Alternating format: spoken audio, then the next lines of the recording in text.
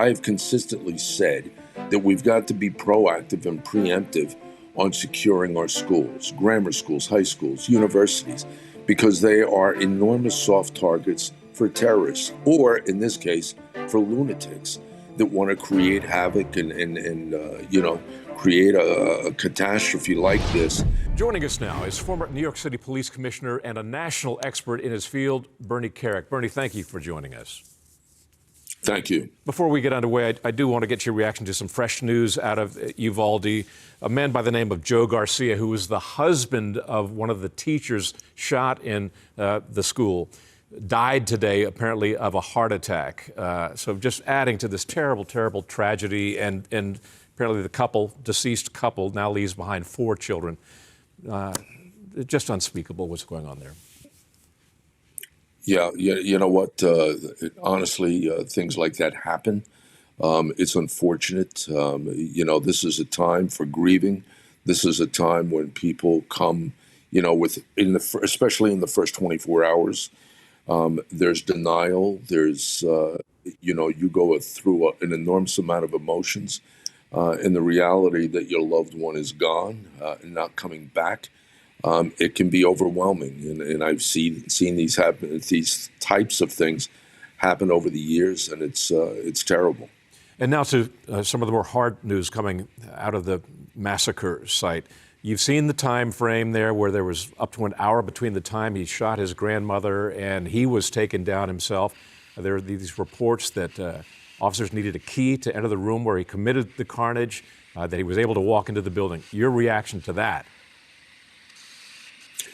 Well, honestly, Doug, it's disturbing when you look at this stuff and listen to this stuff. The problem for me is we still don't know what's accurate, what's not accurate. It's going to take a bit of time to put it all together.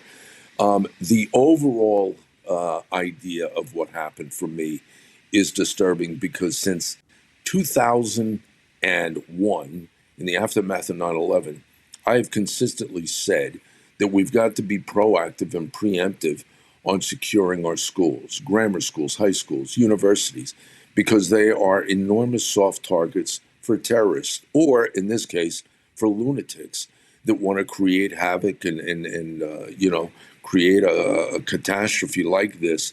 But unfortunately, we have school administrators that have gone woke, and they don't want cops around the building. We went through a period over the last 2 years where there was this defunding push, defunding the police. And the first thing to go is usually the security and safety officers in the schools. That's absurd. We secure everything under the sun in this country except where our most precious commodities are, our children. And I think it's just crazy. And I think any parent in that school, if they said 4 days ago that they didn't have the money to put in a budget for a security officer or off-duty police officers or whatever the case may be, nobody would have paid any attention to it. But I'll bet you, looking back, they would have given their right arm to do what had to be done to ensure something like this didn't happen.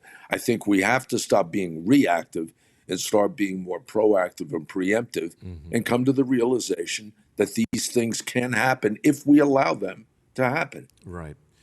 All that said, you cautioned me just before we started rolling here to be a bit wary of this information, of the long delay in response, the lack of a key to get into the room, et cetera, even if it comes from the Department of Public Safety of the state of Texas. Why?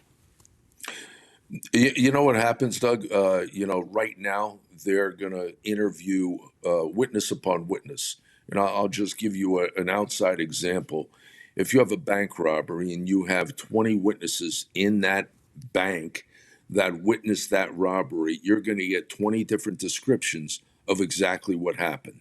The bottom line is, these men and women that's conducting this investigation, they have to have time to sort it all out, figure out what's real, what's not. And I just think it's a little early to jump on the bandwagon and say, we know for a fact this. I'd give it a little more time first. Take us inside an investigation of this magnitude. Why can't they find that information out quickly and definitively? What's going on there that keeps individual officers who were there at the scene at the time from telling their supervisors what happened and then the police releasing that information?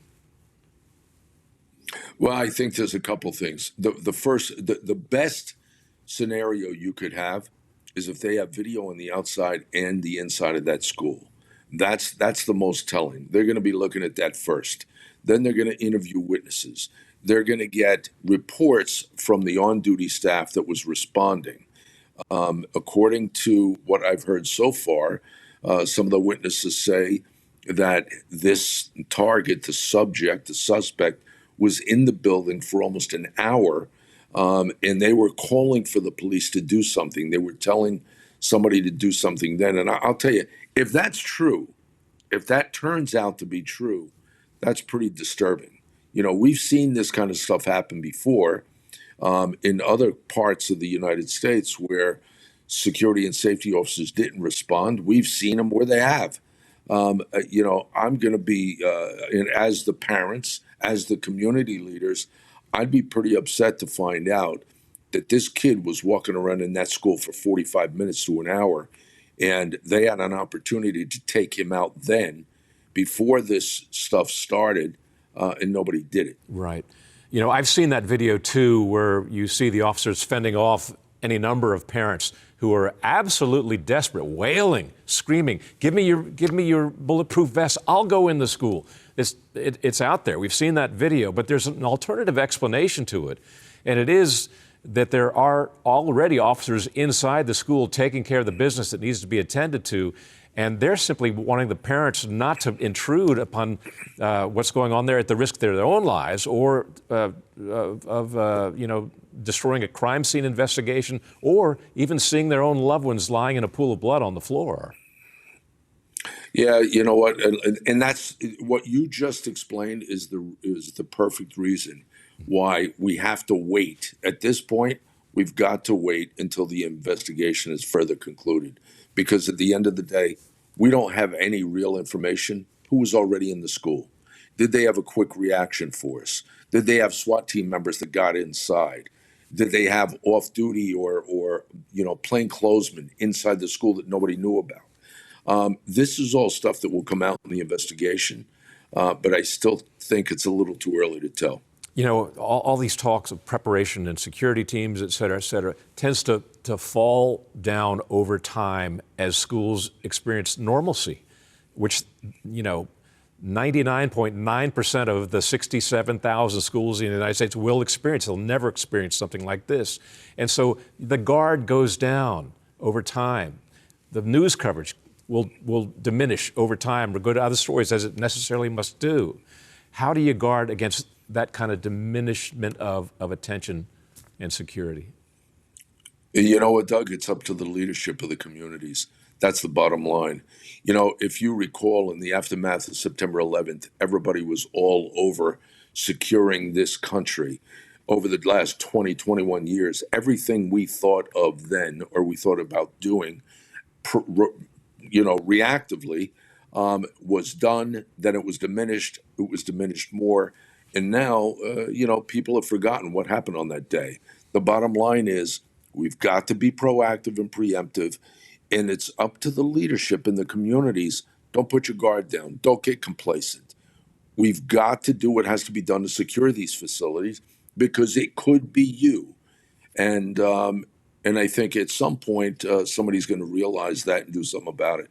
Mm-hmm. Lastly, people are talking nowadays about a multi-disciplinary approach to security, not just law enforcement, not just school resource officers, but psychologists, people who can study social media, combining all these different sources of information that we have at our disposal to identify in a much more precise way who is at risk here.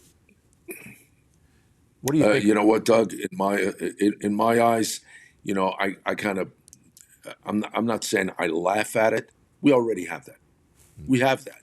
The bottom line is it's up to the community leaders, the mayors, the city council members, governors. It's up to them to put these programs together. We have all that information. We have all that intelligence.